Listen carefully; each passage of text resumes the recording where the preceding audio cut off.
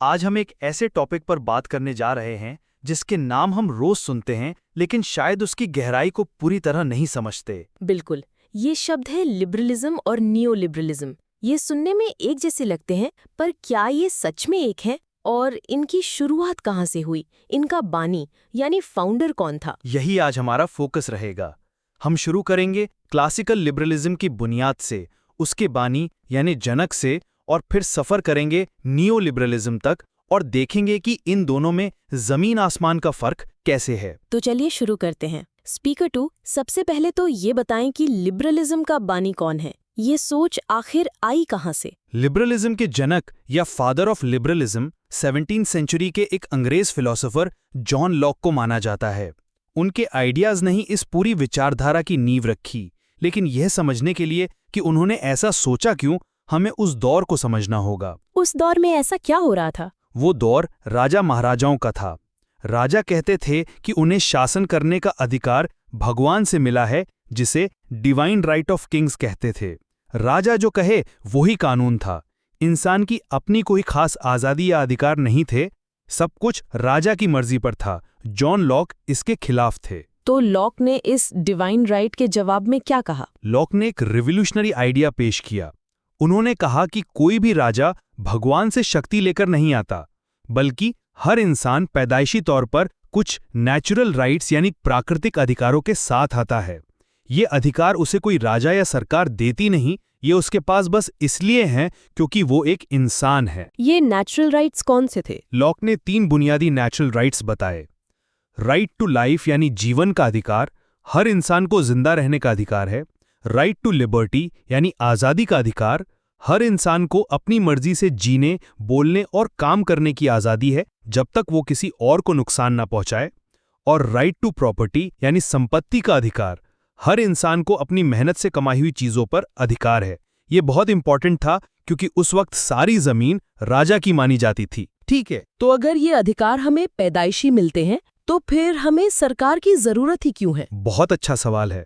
Lock ने इसके लिए सोशल कॉन्ट्रैक्ट यानी सामाजिक समझौते का कॉन्सेप्ट दिया। उन्होंने कहा कि सब लोग आपस में मिलकर एक समझौता करते हैं, वो अपनी थोड़ी सी आज़ादी, जैसे किसी को सजा देने की आज़ादी, छोड़ते हैं और एक सरकार बनाते हैं। और इस सरकार का काम क्या होता है? इस सरकार का सिर्फ एक काम होता है, लोगों के इन्हीं 3 नेचुरल राइट्स लाइफ, लिबर्टी और प्रॉपर्टी की रक्षा करना।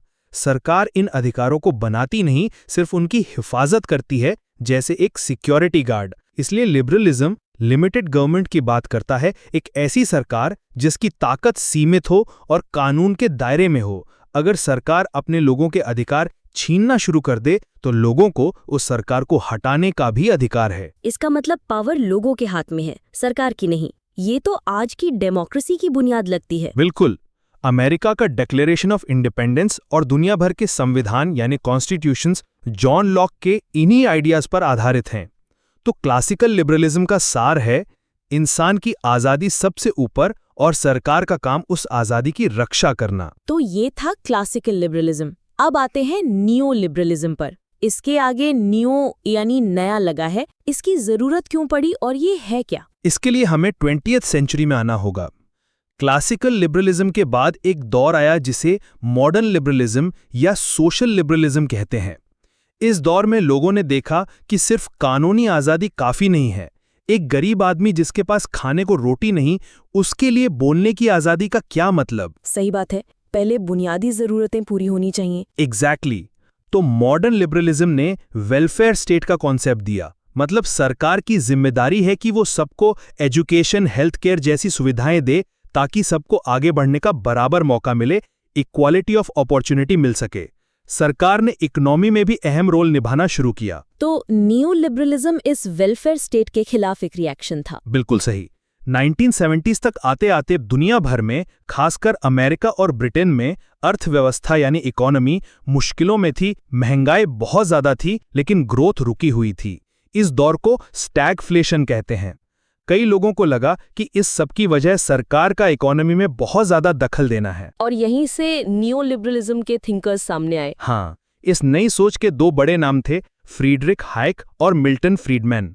उन्होंने कहा कि वेलफेयर स्टेट और सरकारी कंट्रोल ने लोगों को आज़ाद नहीं बल्कि गुलाम बना दिया है। उनके मुताबिक हर समस्या का एक ही समाधान है, फ्री मार्केट। बाजार को आज़ाद छोड़ दो, वो सब कुछ ठीक कर देगा। ये फ्री मार्केट का आइडिया थोड़ा और आसान भाषा में समझाइए। नियोलिबरलिज्म मानता है कि सरकार को बिजनेस से दूर रहना चाहिए। उनका कहना है कि जब कंपनीज आपस में कॉम्पीट करती हैं तो वो बेहतर और सस्ते प्रोडक्ट्स बनाती हैं, जिसका फायदा आम आदमी को मिलता है। इसके लिए उन्होंने 4 मुख्य चीजों पर जोर दिया। ये नियोलिबरलिज्म के 4 पिलर्स हैं। वो 4 पिलर्स क्या है? डीरेगुलेशन, सरकार बिजनेस पर नियम कानून कम से कम लगाए, मार्केट को अपने हिसाब से चलने दे। प्राइवेटाइजेशन, सरकारी कंपनीज जैसे बिजली, पानी, रेलवे, स्कूल्स, हॉस्पिटल्स, इन सबको प्राइवेट हाथों में दे देना चाहिए। उनका मानना है कि प्राइवेट कंपनीज ज़्यादा एफिशिएंट होती हैं।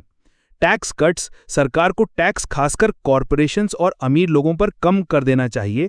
इसके पीछे ट्रिकल डाउन थ्योरी है कि जब अमीर और पैसा कमाएंगे तो वो इन्वेस्ट करेंगे, नई जॉब्स बनेंगी और पैसा धीरे धीरे नीचे तक सबके पास पहुंचेगा।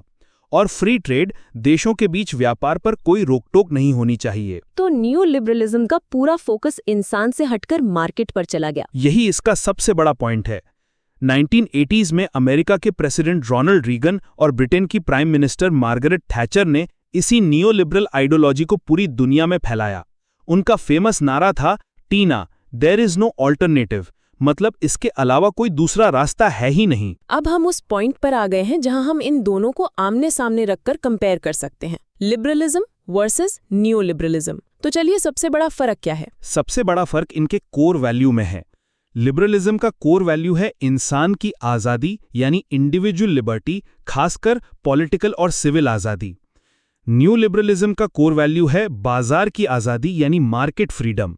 ये मानता है कि अगर मार्केट आज़ाद होगा तो इंसान अपने आप आज़ाद हो जाएगा। और सरकार के रोल को लेकर इनका क्या कहना है? ये दूसरा बड़ा फर्क है।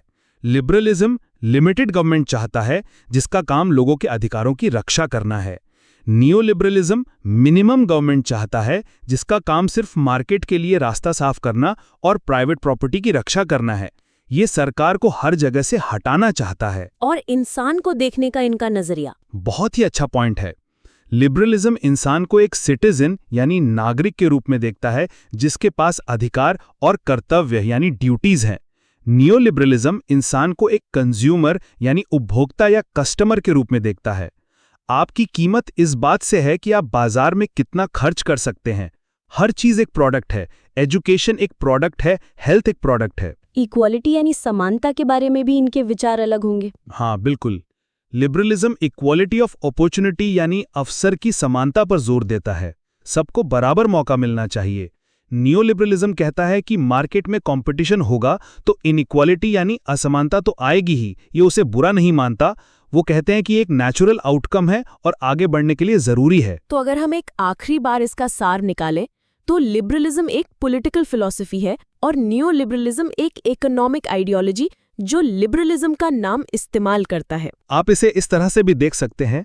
क्रिटिक्स कहते हैं कि नियोलिबरलिज्म ने आज़ादी के मतलब को ही बदलकर उसे सिर्फ खरीदने की आज़ादी तक सीमित कर दिया है, जबकि लॉक का आज़ादी का कॉन्सेप्ट बहुत बड़ा और इंसानी था। ये तो बहुत ही जबरदस्त और क्लियर एक्सप्लेनेशन थी। मुझे लगता है हमारे लिसनर्स को अब इन दोनों के बीच का फर्क बिल्कुल साफ हो गया होगा। उम्मीद है ये कॉन्सेप्ट्स हमारी रोजमर्रा की जिंदगी पर गहरा असर डालते हैं। हमारी एजुकेशन पॉलिसी से लेकर हेल्थ सर्विसेज तक सब कुछ इन्हीं विचारधाराओं से तय होता है। तो दोस्तों, आप इसके बारे में क्या सोचते हैं? क्या बाजार को पूरी तरह आजाद छोड़ देना सही है या सरकार को लोगों के भले के लिए एक अहम रोल निभाना चाहिए? अपने विचार नीचे कमेंट्स में हमें जरूर बताएं। और अगर आपको हमारा ये पॉडकास्ट पसंद आया हो तो इसे लाइक करें और अपने दोस्तों के साथ जरूर शेयर करें। मिलते हैं अगले एपिसोड में एक और सोच को दस्तक देने वाले टॉपिक के साथ। तब तक के लिए सोचते रहिए।